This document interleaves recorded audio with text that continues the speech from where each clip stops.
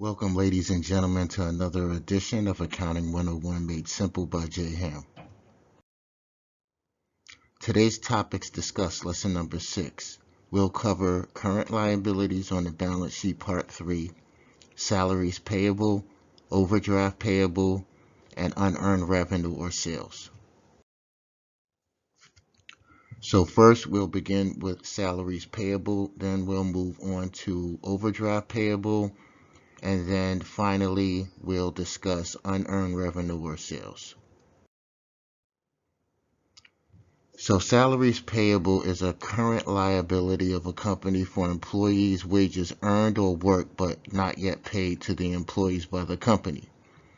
For an example, if an employee worked 40 hours the past week and is owed $1,000 for that time work, the company would record $1,000 in its salaries payable account until the company cuts her paycheck. Usually companies outsource its payroll function to a third-party service provider such as ADP or Ceridian.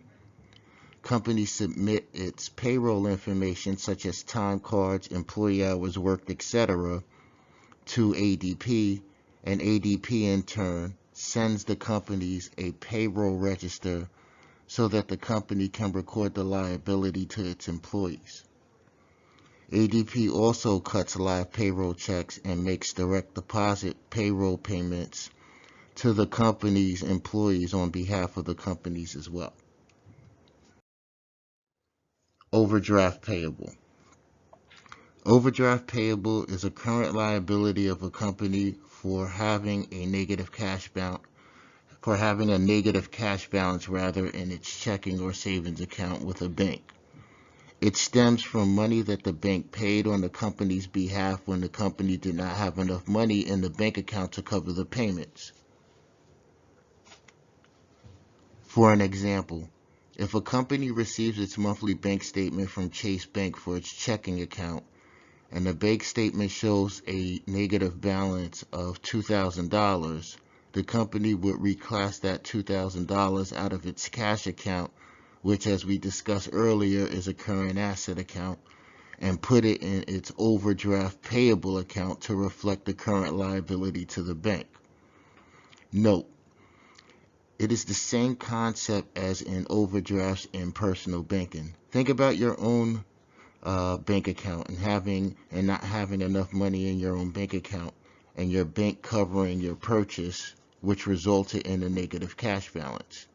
You owe the bank that negative cash amount, and it's the same concept when you're talking about business. Unearned revenue or sales.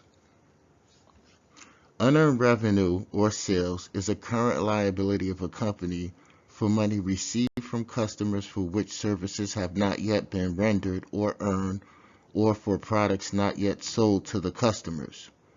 For an example, a company sells annual subscriptions of monthly magazines to its customers for $120 per year. When a company sells an annual subscription to a customer and receives that $120, that $120 is not treated as a sale. Again, that $120 is not treated as a sale. That's because the company has not yet earned that money. Basically, the customer is making an advance payment of $120 for the magazines, and the company owes the customer those magazines. That is what makes it a liability. So the company would record $120 in its unearned revenue account. And again, that's a current liability account that's on the balance sheet, not the income statement. Once the revenue is earned, that's when it goes to the income statement. But we'll discuss that when we go over the income statement and its related elements. And they would recognize 1/12 or $10 of the revenue after every month that the company ships the monthly magazine to the customer. So at the end of the year, there will be a zero balance in the unearned revenue account when the customer has received all of the monthly magazines for the year from the company. Problem time. Question 1. ABC Company outsources its payroll function to ADP, a third-party payroll service provider. On January 31st, the company submitted to ADP the weekly time cards of all of the employees who worked for the past week. ADP then submitted back to the company a payroll register for the week ended January 31st, and the payroll register showed total employee wages of $525,000. How would the company record this transaction? A. $525,000 to the cash account. B. $525,000 to the accounts receivable account. C. $525,000 to the prepaid expenses account. Or D. $525,000 to the salaries payable account. Now remember, as that permanent side note that I always like to stress to the viewers, when solving multiple choice questions, always eliminate the obvious wrong answers to increase your odds of answering the question correctly.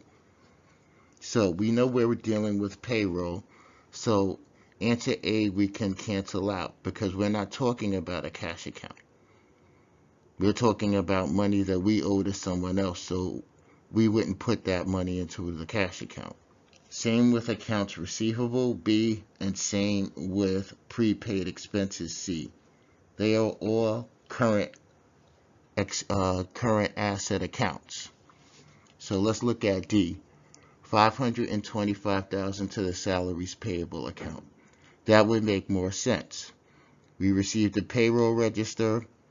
They tallied up all of the wages for all of the employees who worked for the past week, and that total was $525,000. So ABC Company would post an entry of $525,000 to its salaries payable account. And once the company is ready to issue the checks or make the direct deposits, or the ADP third-party payroll service provider makes the deposits on their behalf, that's when they would reduce the salaries payable account and take it out of the cash account. So the answer to question 1 is D, $525,000 to the salaries payable account.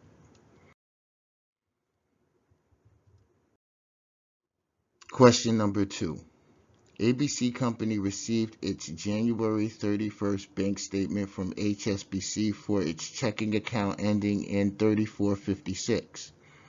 It shows that the checking account has a negative balance of $1,500. How would the company record this? A.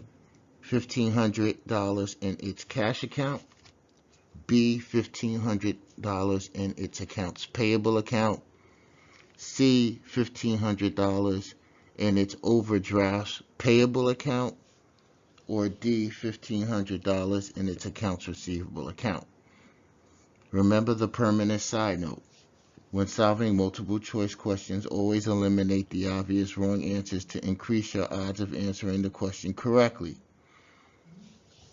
So let's start with answer A, $1,500 in cash account. No, that is incorrect because we're talking about a negative balance, not a positive balance. The same thing with B, $1,500 in the accounts payable account. Now we are talking about a liability, and one could ideally put the $1,500 in the accounts payable account, but it's good practice in accounting to always be specific with your current liabilities account. So if you know that the liability is related to overdrafts, then put it in a specific account called overdrafts payable.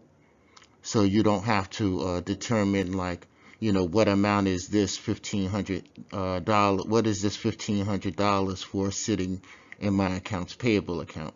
When you have an overdraft payable account, everything in there relates to a negative cash account balance. So the answer to question 2 would be C, $1,500 or $1,500 in its overdraft payable account.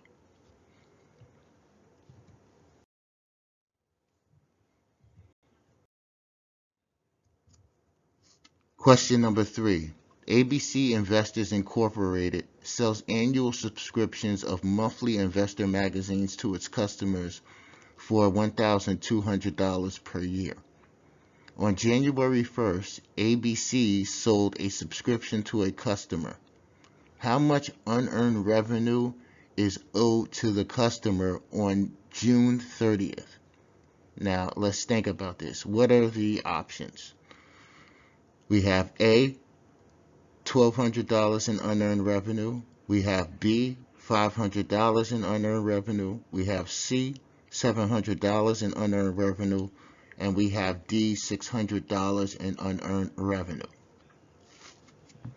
So we're going to, because these choices are really closely related, we cannot apply the process of elimination concept to this particular multiple choice question. So we're going to have to do a calculation.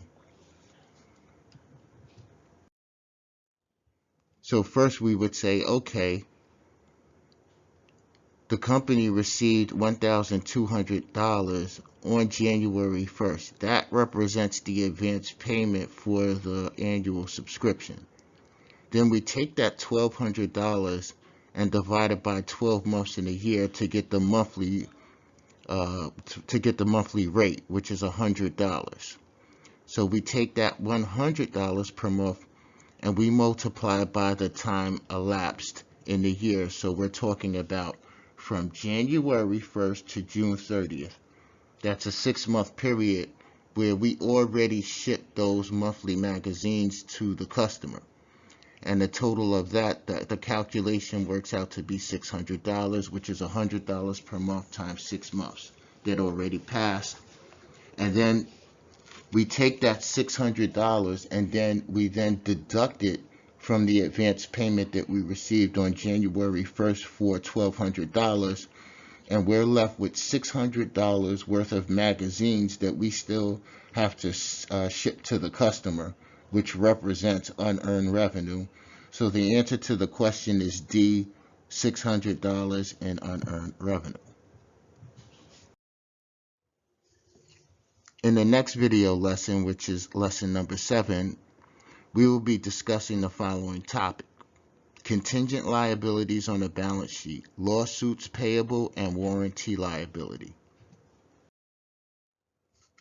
Ladies and gentlemen, if you like my work, please hit the like button on this video. Please subscribe to this channel. Please share this video on all of your social media. And please be sure to sign up as a Patreon member to enjoy exclusive benefits. May God bless you and see you in the next video.